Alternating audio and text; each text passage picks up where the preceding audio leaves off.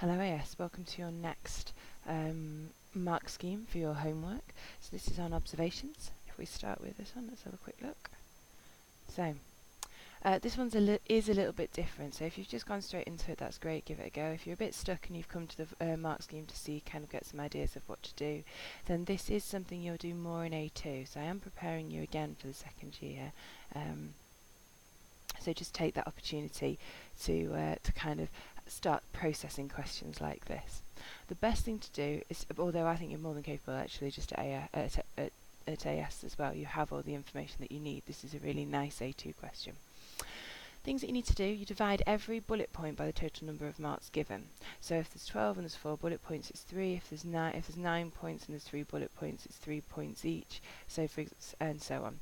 And that normally I see that there's 3 marks per bullet point. Not always. Sometimes there might be more bullet points and less marks, or so on and so on. But today this one is 3 marks per bullet point. So make sure that you say 3 things about each bullet point. So every bullet point there is, read it through, and what I do is I get students to tick off the words every time they've mentioned something. So for example, you've got the task. Make sure you talk about 3 things to do with the task. So from the mark scheme, it's the details of what the men and the women will study will have to do, and it must go beyond give a presentation. If you said give a presentation, because that's mentioned in the specification, in the stimulus, you wouldn't get any marks for that one. So you need to tell me things like how long. Of course, you make this up. Who's the audience? You make this up.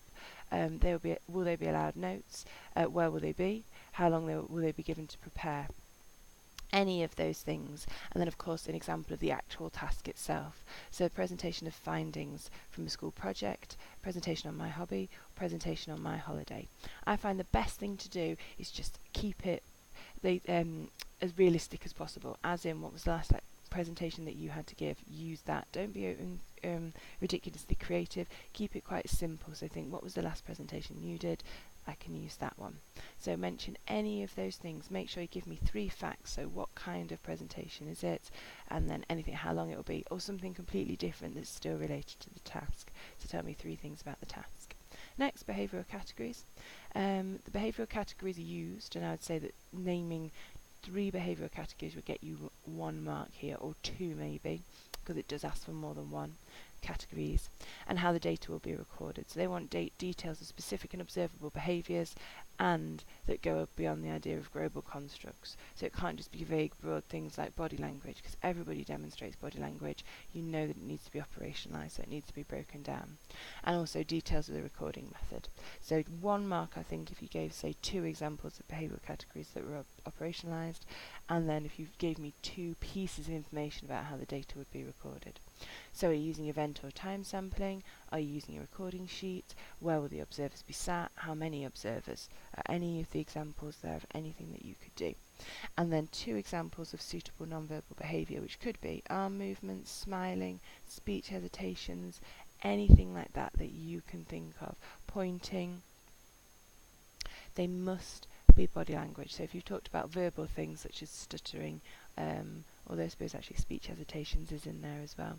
Try and keep it to physical things, because it talks about non-verbal behaviours. Think about physical behaviours, but I think you could also get away with any